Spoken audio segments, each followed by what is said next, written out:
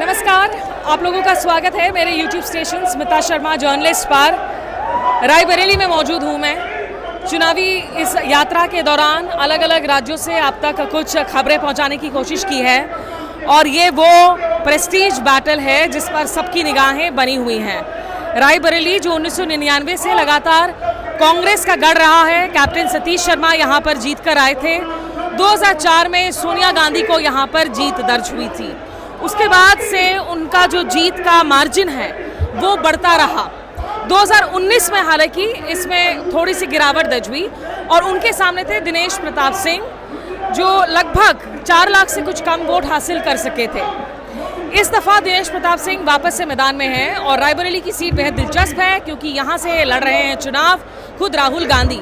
मैं इस वक्त रायबरेली में उस मेगा रैली में मौजूद हूँ जहाँ आज सोनिया गांधी, प्रियंका गांधी, राहुल गांधी सब एक साथ इस पूरी की पूरी भीड़ को संबोधित करने जा रहे हैं। काफ़ी देर से यहाँ पर लोगों का जमावड़ा नज़र आ रहा है।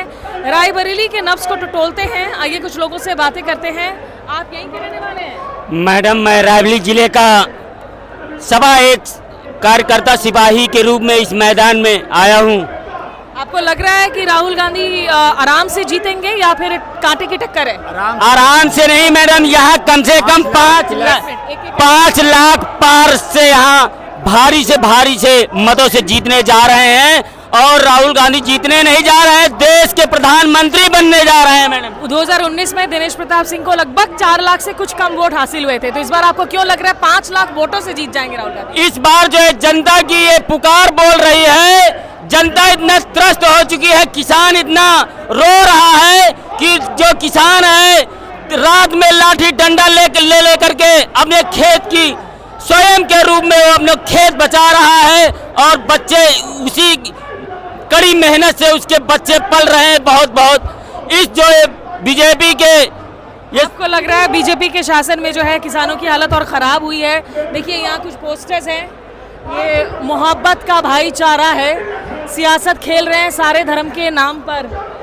जो धर्म को लेकर लगातार यहाँ पर राजनीतिक चुनावों में और कैंपेन में तड़का लगाया जा रहा है और बयान दिए जा रहे हैं खुद प्रधानमंत्री मोदी की तरफ से भी। आप यहाँ पर क्यों आए हैं, क्यों समर्थन कर रहे हैं आप कांग्रेस का? रायबरेली में क्या काम किया है कांग्रेस ने इतने वक्त से जब ये प्रेस्टीज का गढ़ बना हुआ है? कांग्रेस ने रायबरेली नहीं पूरे इंडिया में काम किया है। क्या काम किया है? राहुल गांधी जी ने भारत को जोड़ने का काम किया है। ये जो राहुल गांधी जी ने संदेश दिया है मोहब्बत की दुकान, उसका मैं एक संदेश लाया हूँ, मोहब्बत का भाईचारा।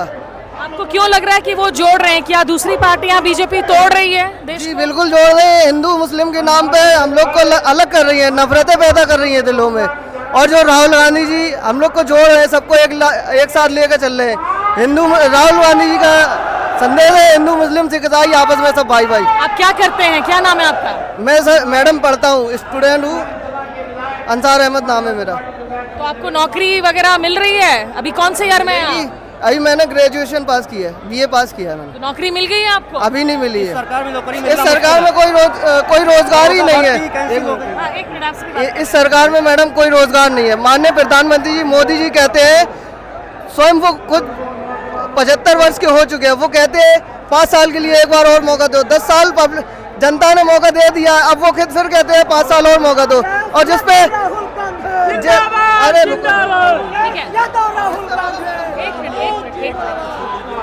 आप बताइए, आपसे बात कर, एक करके बात कर। जो युवाओं के लिए अग्निवीर के लिए योजना की है उन्होंने 4 साल खुद मांग रहे, 15 वर्ष के लिए 75 वर्ष के हो गए वो और मौका मांग रहे हैं। और युवा 25 साल का हो गया, 4 साल का नौकरी करके बेकार हो जाए, फिर वो कहाँ जाएगा, क्या करेगा? सर आप रायबरेली के रहने वाले हैं, क्या नाम है आपका? विश्वनाथ त्रिपाठी। मैं विश्वनाथ इंग्लिश स्पीकिंग कोर का संचालक भी हूँ। रायबरेली से संचालित होती है और केवल मंदिर बना देने या सड़क बना देने से देश का विकास नहीं होगा।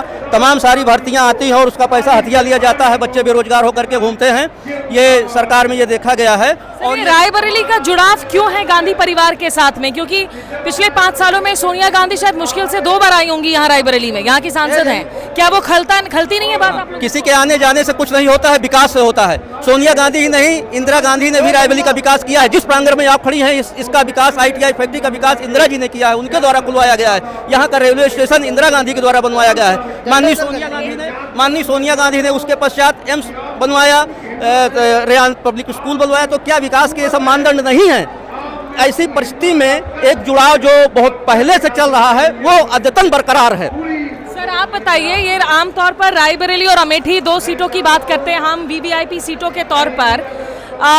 ये इतने सालों से कांग्रेस का गढ़ है। अमेठी में तो खैर स्मृति ईरानी जीत कर आई। आप मेरा भी परिचय तो जान लीजिए। बताइए। मेरा शुभ नाम भिखारी लाल मिश्र, ब्लॉक उपाध्यक्ष दीनफा गौरा। और गांधी परिवार ने अगर रायबरेली के लिए कुछ नहीं किया, मोदी कहता है, तो मोदी ने यहाँ क्या कर दिया? यहाँ तो खैर अभी मोदी के प्रत्याशी जीते नहीं है ना। सब जो कुछ हुआ है सब कांग्रेस कार्यकर्ता के बदौलत हुआ है। कांग्रेस कार्यकर्ता का एक ग्राम अध्यक्ष गांव का विकास कर रहा है।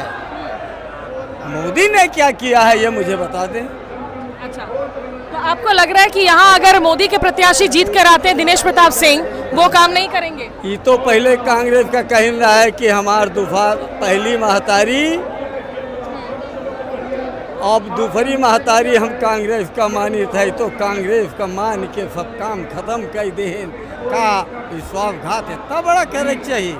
चलिए, यहाँ पर जो है इस समाजवादी पार्टी कांग्रेस साथ में। अरे सर, मीडिया के लोग बात तो करेंगे ना लोगों से। सर हाँ, कोई बात, अभी रैली शुरू नहीं हुई है ना, 2 मिनट रुक जाइए, शुरू हो जाएगी, चले जाएंगे। आप समाजवादी पार्टी की तरफ से? जी, समाजवादी पार्टी। ये जो एक साथ अलायंस हुई है कांग्रेस और समाजवादी पार्टी की, इससे आपको लग रहा है अलायंस को मजबूती मिल रही है उत्तर प्रदेश में? 100% मजबूती मिल रही है, 100% मजबूती मिल रही है। इंडिया गठबंधन सरकार बन रही है।